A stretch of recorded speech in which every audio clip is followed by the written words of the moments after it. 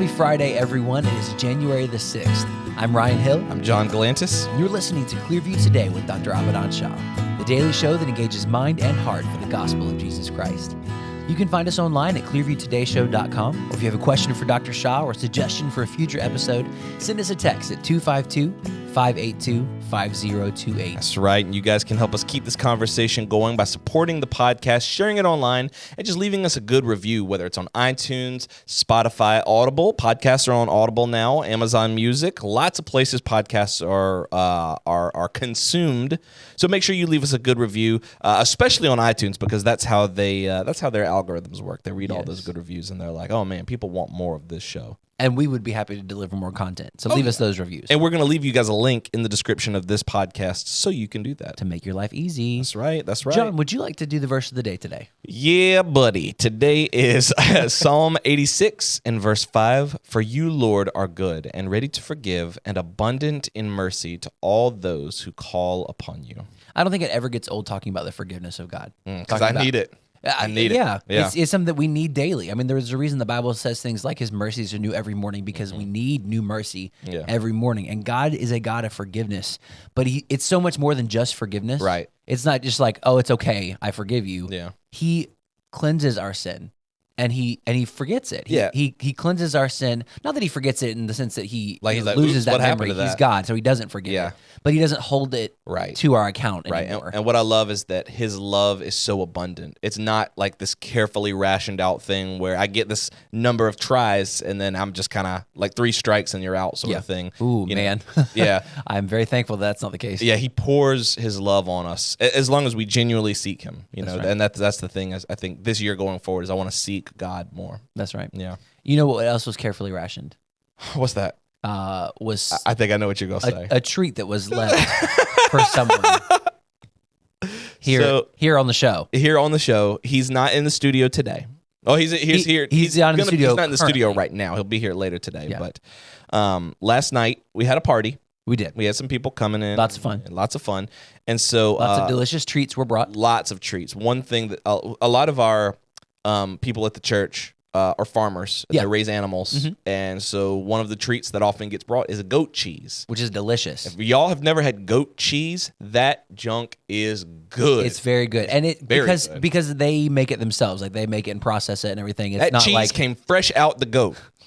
No, I don't think that's how that works. Really? Yeah. Anyway, they make it and process it, and it's just very fresh. So we were talking. We were standing around, myself, David, Ryan, Dr. Shah, last night. Right. We're talking. Yes. Dr. Shah's talking. He's having a good time. We're laughing. We're having a good time. Hanging out. We're hanging out. David is over there. I wish I had something. You ever seen? I can give a demonstration. Yeah. And this will make sense to the parents who are listening to the show. You ever seen one of those sensory bags? No. So it's. I mean, a lot of people will make them, but you can buy them too. It's sort of like a Ziploc bag situation, but you put all kinds of things that are small and like tactile in there, like little beads, and some people do it with beans or rice or just stuff that the baby can kind of move around. And a lot of times they'll put a substance in there like hair gel or something because it gives them something squishy. Yeah, something squishy, but they can play with it and not make a mess. Yeah. It was sort of one of those situations last night. Right. With the goat cheese. Right. It's in a bag. It's in a Ziploc bag. And Pastor Shaw's like there. And David's listening. He's like, yeah. He's like, yeah, I know what you say. Just squash it. Slowly smushing. Just squash it absentmindedly. Not even like, he's like, yeah, I see that. And I feel what you're saying because blah, blah, blah. And so then finally Pastor Shaw's like, what are you doing? And David was like, huh? This is powdered sugar. Someone made that and brought it in. I was going to take that home and eat it for breakfast. And Dave was like, I thought it was powdered sugar. That's the thing. That's the thing that made me angry. And maybe you can turn your mic on and figure this out. I was doing it because I thought it was powdered sugar. What sense does that make? It's like me pouring this coffee all over the table. And you're like, why did you do that? Well, I thought it was milk. I thought it was milk. Why would you do it if you thought it was powdered sugar? I understand what David was saying. And David, feel free to jump in, buddy, because we just sound like we're going in on you. I understand what he was saying. Because he's not going to talk. If it was powdered sugar, it would be a sort of a cool, fun like sensation as you are molding it. Think about what you're saying. Hold on. As you are molding it into a different shape. But it's powdered sugar, so it would just fall back into, it's just powder. That's a cool, fun sensation for kids. Right. It's not a cool, fun thing. It's so logically it tracks, practically doesn't make sense. Yeah. Like there was like a thing of cookies, and I was like, what if I just crushed up these cookies? And I was like, I thought they were apples. Like it's still why? So Pastor Shah this morning put a video on Snapchat of him trying to scrape the smashed up. Have you seen it? Yeah, I've seen it. he tried out of a Ziploc bag. He was going in on David. He was like, I mean, I don't understand why people put their hands on things that aren't theirs, but I mean, he was like scraping the mashed up goat cheese. Do you want to say anything, or are you just going? You don't have to. We're live. I don't know what I can say. When I said I thought it was powdered sugar, I didn't think like, okay, that means now I can crush and destroy this. Now I have permission. My thought was, this is leftover powdered sugar from the cookie decorating contest that they had on Sunday night. Nobody's ever going to need it. Nobody's ever going to use it. Which we did not have powdered sugar at the cookie decorating contest. Also, I didn't even know y'all had a contest. Yeah. Powdered sugar is not something that you can ruin. Like me moving it around wouldn't have ruined it to where it's not usable anymore. You're a fidgeter. You're a fidgeter. You do stuff like this. Yeah. David is thinking The radio about, audience isn't. Golly. No, but they can hear it now. Yeah. David's thinking about 5 to 10 things simultaneously at any given moment. Yeah. Like, is it difficult to sit still, or because sometimes I fidget. Like if I'm hungry, I'll be like doing stuff like this. But you destroy. He didn't intend to destroy. All right. I mean, I don't think anybody intends. It wasn't like it was like malicious. Yeah. He's like, goat cheese. I'm giving you a hard time. I don't think you meant to do anything. I don't think you meant no harm. When Dr. Shah comes into the studio, I am going to bring this up. And because I want to hear from him the thought, because I know he was looking forward to that goat cheese. And to see you just smashing it and flattening it in a bag for seemingly no reason was devastating. Oh, man. I'm going to get off you a little bit because I feel kind of bad.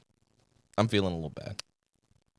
Well, do you want to segue into the main topic? I don't really know how to segue out of this. I was hoping we'd get more of a argument or a reaction, but he just seems sad. Just sad. All right. Let's take a while to maybe reflect on this.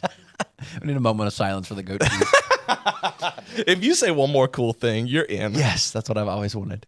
Today is Friday, so we have our lightning round questions today. We're going to grab Dr. Shah in just a minute, but if you have any questions or suggestions for new topics, text us at 252-582-5028 or visit us online at clearviewtodayshow.com. We'll be back after this. What will people say about you when the crisis is over? Will they say that you lived out what you proclaimed all your life? Will they say that your actions matched your confession? Ultimately, what will God say about you? Not only that, but as a Christian, are you being a lighthouse for others during the storm? Dr. Abadan Shah and his wife Nicole have composed a book of 30 daily devotions to help you navigate your faith through whatever crisis you may be facing. The book is called 30 Days Through a Crisis, Daily Devotions to Navigate Your Faith. Our prayer is that as you read this book, God will guide and strengthen you through His Word into the image of His Son by the Holy Spirit. That's 30 Days Through a Crisis, and you can pick up your copy on Amazon right now. Let us know how it's helped you by emailing us at info@clearviewbc.org. And don't forget, you can also support what we're doing at Clearview by visiting us at clearviewbc.org/give. Thanks for listening. Now back to the show.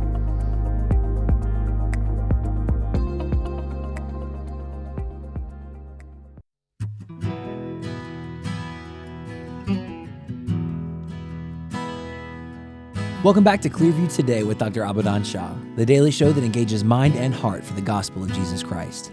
You can visit us online at clearviewtodayshow.com, or if you have any questions or suggestions for future episodes, send us a text at 252-582-5028. Dr. Shah, welcome to the studio this Friday. This Friday. Friday. You know what helps? It's the first Friday of 2023. I feel like I've Amen. said that every episode. You're very excited about 2023. It's the first. We're still in the first. Like everything I do this year is going to be the first time. Yeah. So it's like it'll be the first day of October in 2023. That's the first time I did that in 2023, right. gang. Yeah, we're still. I mean, it's like when you have a little kid and everything is like new and Yeah. first steps, Kinda first exciting. words. This is the first Friday. How was your first Friday breakfast of 2023? I have no idea. I know you had a bagel this morning, Bagel this morning. and there was supposed to be a spread. Yes. There was supposed to be a spread. And I'm Yes. just wondering how the spread was. It was Well, do you want to hear the whole story? Or, no? we told a little bit of the story. We told the story this that morning. led to this morning's Right. breakfast. Oh. So I'm just wondering, kind of like from your perspective, how Well, did everything I'll tell you turn this out? much, okay? This was a wonderful time. Things we had finished up for the evening and just kind of hanging around talking. And somebody had given me some goat cheese in a plastic bag. delicious. Right? Delicious. Goat cheese. Everybody loves goat cheese. I hope you do. And so I'm over there. I'm over there talking, very intently talking. I'm not paying attention to this kid next to me. I mean, this person next to me. And he's over there playing patty cake with my plastic said- bag. He said, "Play him patty cake, I mean, he's just like smacking it. Baker's man style." Yeah. And then I look over and I see that he took, he completely flattened that goat cheese in that plastic bag, that Ziploc bag. I mean, flattened. And I'm like, why would you even do that? Oh, I thought it was just sugar. I thought it was sugar, Powdered dude. sugar. Goat cheese, powdered sugar, very different. Yeah. But that's the thing I was saying this morning during the intro. Like, goat cheese, unacceptable, and I apologize. Had it been powdered sugar, I'd have been fine. Right. No. But the point is, it's not yours. You're right. Why are we messing with it? Right. Leave it alone. Yeah. So, when I went to get some goat cheese to put on my bagel, it was an ordeal. I can imagine so. Having to just scrape it all Yeah. off the side. I hope this person finds peace. Yeah. Because, I wanted to have that experience of goat cheese spreading over. I felt like I was putting soap on my Yeah, goat soap. Oh, goat soap. no. Yeah. The That's goat what it looked soap. like. Truly so sorry. Yeah. Truly. It tasted okay. But somewhere I could smell his nasty hands. Oh, Yeah, no. just. Even though it was Oh. all plastic. Mm-hmm. The hands of the I mean, goat. it's, No, I'm just kidding. do you think some Friday lightning round questions might make this all just go away? It might. We had a hard time segueing I don't out think of this anything. story. Yeah, I don't think We're talking anything. about David over there. David, do you have anything to say? My bad. I was about to say, Just- I'm sorry would be a good response. Yeah, just I'm sorry. It's okay. I wish David. I ain't do that. I made your goat cheese like flat cheese. I wish I And didn't do that. Like goat soap. Yeah, it was goat soap on your bagel. So Bye. Yeah. We just joke around with each other. So folks, don't take it personal. Don't at him. don't Yeah. don't at me. Don't at him, but also don't if entrust you your at goat me, I cheese to will David. take your goat cheese. Yeah. And he And will smush it. smash I it. will I smash promise it I've seen him do it. in a heartbeat. Yeah. Well, today we are doing lightning round questions. It's Friday, so we're going to have your user submitted questions. Remember that you've been sending these questions in to that same number, 252-582-5028. And if you haven't done so yet, ask yourself why. Take a good hard look in the mirror and ask yourself why you haven't sent those questions in. Yeah, the whole point of having the number is for audience engagement. And the people who have been engaging have been telling us, I love that you guys answer the questions. I love that you read the reviews. I love that you guys are engaging with your audience, because that's the whole point of having the number, so that it's not just us talking at you. We want to talk with you. Absolutely. And a lot of these questions, I'm not going to lie, some of these questions really make you think. Yeah. Some of them are kind of silly, like if you could combine two animals to make a new I top enjoyed of the that food one. chain. That was a I fun liked question. it. I liked it. But then some of them like really make you think. So we love having the conversation with Yeah, y'all. please keep sending those questions in. We know that as you're listening, some of these questions are popping up. Just send us a quick text, That's right. 252-582-5028. You might just hear it on the Lightning Round questions episode on Friday. 4 of you guys are about to hear them here in a second. Here we go.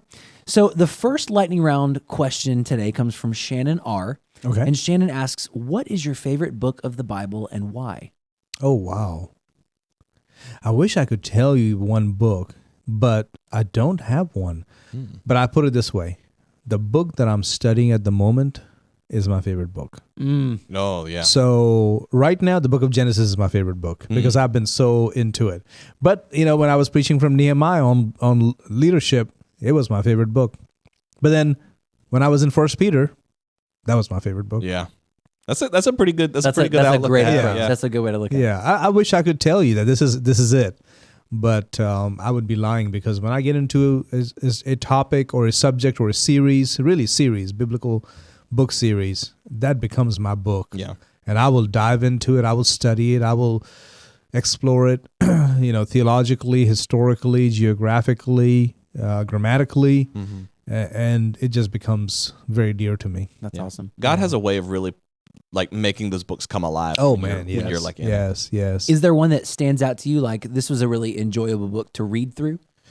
Genesis right now to me it is. I've been studying on the Hittites. This is a group of people that lived in Asia Minor, and they're sort of long gone. We hardly have anything left about them, but we see their impact on the biblical characters. So, what I'm telling you right now is that's where I'm at. That's where I'm studying right now. So I love reading about the Hittites and then looking at the Bible and seeing how, Abraham adopted Eliezer of Damascus, and he was going to be the heir of everything he had. When you look at Hittite customs, that's what they did. Wow. If a couple did not have any children, they would adopt one. And his job was to mourn over them when they died. Wow. Yeah. So all that is part of the culture at the time, and so it's right now. I'm really loving it. Loving it. What's your favorite book? Oh man, my favorite book of the Bible. I really enjoy, and this may just be because I took a class dedicated to it in college, but I really enjoy the Book of Judges. Oh, okay. I really like the Book of Judges, kind of those different accounts of those men and women who stepped up to lead Israel and sort of the cycle that Israel falls into. I really like that one. That and Joshua are my I think, near the top for me. I like that. When you said Nehemiah, because I had mine picked out, but then you said Nehemiah, which I've also fallen in love with. I think the first one that I thought of instantly was Jonah. I always have loved the book of Jonah. Yeah. Love Jonah. It's a short book, but it's so... I think it's one of those that demonstrates the reality of the Bible because of how unarchetypal it is. Like you always expect that happy ending that you learn in Sunday school, but the Bible is so real, and I've always been compelled by Jonah. But then you mentioned Nehemiah because the first series that I ever heard you preach was Rebuilding the Walls, which was a series on Nehemiah. That's right. And I always remember thinking like, there's no way that this book is ever going to be interesting to anybody. And going through that series, I think it was in 2013, and it was eye-opening because I was like, this is a book I've never heard, didn't even know was in the Bible, didn't know what it was, and yet it was such a compelling story. Yeah. So I'm back and forth. If I had to pick one, I probably would pick Jonah, but then Nehemiah's like close second. How about Malachi? Did you enjoy Malachi? I did enjoy Malachi. The counter I shot. love the series on Malachi. Yeah, Malachi was good. Yeah. I liked Malachi. That was a series that I felt like could really, and I think one day will be something, the Countershock series going through Malachi. Yeah. That was another one that I hadn't really ever given the time of day until coming here and listening to you preach through it. And just a reminder for those of you who are listening and watching, if you haven't heard these messages or if you're unfamiliar with Dr. Shah's sermon series, you can always find all of his sermon manuscripts on his website, abadanshah.com, or you can find all of those videos over on our church's website, clearviewbc.org. Go back and listen to those. Some of these things that we're talking about, the Nehemiah series, the series on Malachi, Countershock, go listen to those. Go watch those messages. Go read those manuscripts. You'll be blessed as a result. Yeah. I was looking to see that Rebuilding the Walls was there, and it is there. Yeah. It's there. Because you started the blog in 2012? 2012. Yeah, so the following year. And I've been writing my messages since, good grief, 1999. Earlier, actually. But in 1999, when I started as a pastor of this church, my first and only church, I began writing manuscripts. So I would take the whole manuscript with me. But then it doesn't mean I read it word for word, but I would write everything out and then kind of keep that as a plumb line from which I would kind of branch out. But then in 2008, I started typing it. I used to write it on this yellow legal pad and then started typing it out. And then in 2012, I decided to buy a website and build a blog site. Really a blog site, and put all my notes online. And people loved it. Yeah. They still do. Yeah. I got a question from Gerald J. What does the name Abadan mean? Oh, okay.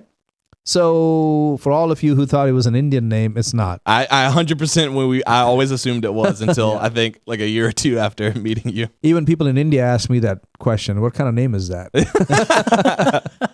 All through my life, Abadan. What kind of name is that? What is it? What does that mean?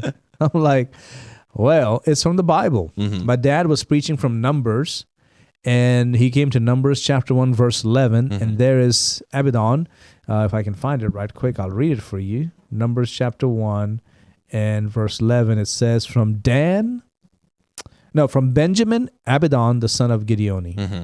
That's where my name comes from. It's funny that you say that because I remember I was reading through Numbers one time, and I told you I read through Numbers 1 that day, and you were like, "Oh, did you hear anything from?" Because I listened to it. I had the NLT, and I just listened to it, and I remember specifically you being like, "Did you hear anything familiar?" And I was like, "Familiar? I mean, I think I've read Numbers before in school, though. Did you hear anything from any names that sounded familiar to you?" And I was like, "I don't think so." So we went back and read it together. I was like, "Oh, there's your name." I listened to it, and the guy on the tape pronounced it Abiden. So I was like, oh yeah, there's no way. I never would have caught that. But if I had read it, I would have seen it. I don't know why, but that memory always. Yeah, well, to help you understand what that name means, Abidan comes from two Hebrew words. Abi or Ava is father. Dan is judge. So Abidan is my father is judge, or judge is my father. Really talking about God is my father. You can also say it that way. Yeah. God is my judge.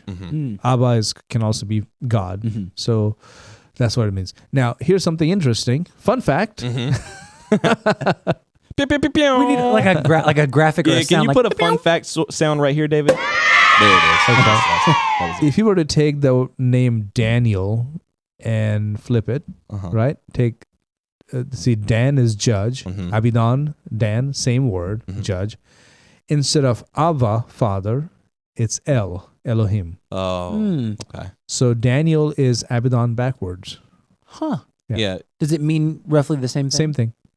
That's pretty cool. My father is my judge, or my father is the judge, or God is my judge. Yeah. God is the judge. Wow. Very cool. That's awesome. Yeah. So our next question comes from Ernie B. What was your favorite? Ernie and Bert. Oh, I didn't even catch that. This is from Sesame Street itself. Ernie and Bert. No, I'm just kidding, Ernie. What was your favorite worship song as a kid? It was in Hindi. I don't have it. I've forgotten. But if I could think of the English songs we sang that may help our listeners appreciate that, like "Come Thou Fount." I remember that one. Yeah. That was a favorite one. And there were a couple of others that I'm kind of thinking if we even sing them in American hymnody, I think they're more British songs, British hymns. Did you guys, I guess, sang a lot of British hymns? So did you sing songs in English, then switch to Hindi? Or was it like, this song happens to be in English, this one happens to be in Hindi? So in our church, my dad had 2 services on Sunday. And in the middle was a Sunday school. Okay. The first service was for all the English-speaking people. That doesn't mean that they didn't speak Hindi. Right. But they came from all over the country, and especially from South India. And they spoke like Malayalam, Tamil, Kannada, let's see, what else? I'm kind of drawing a blank right now. But a lot of different South Indian languages. So the only way he could communicate with them and they understand it instead of having like 15 translators next to him was by speaking in English, because they were all pretty educated people. They were doctors and nurses at the local hospital. That's how they came here for a job. So he would speak in English, and they would have like one person translating it, and that's pretty much it. Then Sunday school, and then it was a second service, which was a Hindi speaking service. So this was for all the local population, which is the people who grew up around there. So is it fair to say it was structured as a service for people who could speak English and for people who couldn't? Or more people? No, people in the second service could also speak English. It's just that Hindi was better for them. Gotcha. So they came to the second service. Okay. The first one were mostly transplants. The second one were local. So it's the best way to say that. Yeah, no, that makes sense. But the language-wise, I mean, they all knew the languages. Now we didn't know the South Indian languages. My dad did. Sometimes he would translate himself, you know. So some of the songs I learned in the English-speaking service, some I learned in the Hindi. We only went to the Hindi one. I got you. Yeah. Okay. A lot of my friends were there. Yeah. Did you? Because you grew up in church. Did you have any worship songs as a kid that you really liked? Oh man. So one of my favorites as a kid, I remember like fifth, sixth grade, like early youth group age was the Every Move I Make. Every move I make, I'm making you. Love that one. I don't know if I know. I love that. You don't know that song? Well, I also didn't get saved until 2007. True. So, like when I got saved, the bop in youth group was Days of Elijah. Oh, That's a guilty man. pleasure. I'm not gonna lie. That is a guilty pleasure. Musically, it's a great song. Yeah, I remember getting hyped to that. That was one of my favorites around like the fifth, sixth grade age. Another one that I really loved was the Amazing Grace, My Chains Are Gone. Oh yeah, that was a When they kind of tweaked the old hymn, Chris Tomlin put that chorus in there. I was like, oh, okay, this gives it like kind of a new like breath, Yeah. like kind of a new freshness. Yeah. I really like that one. I remember when David Crowder Band was like, that was it. That was like the Christian love David superstar Crowder like Band. worship. Yeah, David. Yep. Yeah, he's just Crowder now, but I remember David Crowder Band was. That's Yeah, where all the saw cool them kids, live a all the couple cool times. Christian kids were. Yeah. Sandra P., what is it about New Testament textual criticism that excites you? Oh, wow. That's a great question. So for me, it was the opportunity to focus on the text of the Bible. Mm-hmm. So when I knew that God was calling me to do more advanced study, academic study of the Bible, I felt like, all the other disciplines were great. Don't get me wrong, and they're very difficult. But textual criticism was one that you cannot help but look at the text of the Bible. Biblical theology, you're reading a lot of theology books. Grammatical stuff, certain words or phrases or grammatical categories, you're spending a lot of time in the grammar. But textual criticism, you have to look at the scripture Mm-hmm. and wonder, why is this reading better than this reading? So that was my major reason for why I chose textual criticism. That's awesome. Forced me to look at scripture. Not that you have to be forced, Right. but it did. So I guess that's just something that God has gave you, is just a genuine love for the text. Right. Yeah. Right. And I would say, if any of you academics are listening, I'm sorry, I apologize beforehand. But textual criticism is the most difficult discipline in biblical studies Yeah, I can see that. across the board, even more than systematic theology, Mm-hmm. even more than Christian philosophy. I mean, all you got to do is go buy you a text critical guide or book or whatever and just flip through it and see how many signs and information data is there, and you're sitting there going, what is all this? I can confirm because I have done that. I was like, I don't know what this is. Like I know some of these words. Yeah. 100 different manuscripts and the variants and the collation is like, I don't want to deal with this. It's like the neurosurgery Yeah. of biblical studies. But I like it. I have a lot to learn in it. Mhm. I'll be honest with you. There's so much I'm still learning and growing, but it just excites me. Yeah. That's awesome. Very cool. Well, if you guys enjoyed today's questions, or if you have questions that you want heard on Lightning Round Questions on Fridays, send those questions in 252-582-5028. You can also visit us online at clearviewtodayshow.com, and don't forget to click that donate button to support what we're doing. We appreciate your gifts. We appreciate you being partners with us as we seek to impact people for the gospel of Jesus Christ. That's right. Hey, I got a question to end the episode on, directed at you there, Ryan. Okay. What? This is from Randy W. Randy, Yeah. What did you go to school for? what did I go to school for? I went To get school- smart. I went to school for bubble gum and Cracker Jack. There you go. No, I'm just kidding. So my undergraduate degree, my college degree is I double majored in psychology and youth ministry. The official degree is in psychology, and my master's is an MDiv with a concentration in biblical counseling. Nice. So got Very cool. the theological core with the counseling emphasis. And I would say, as a pastor, Ryan does an amazing job. Amen. Amazing job in so many levels. Well, thank you for And saying these guys do too. I don't want to be like, that's it, Ryan. No, that's the a wrap. The other guys Wrap on do the amazing things too. that. No, I'm blessed to be a part of a team like this. It's incredible. Amen. We love you guys. We'll see you next time on Clearview Today.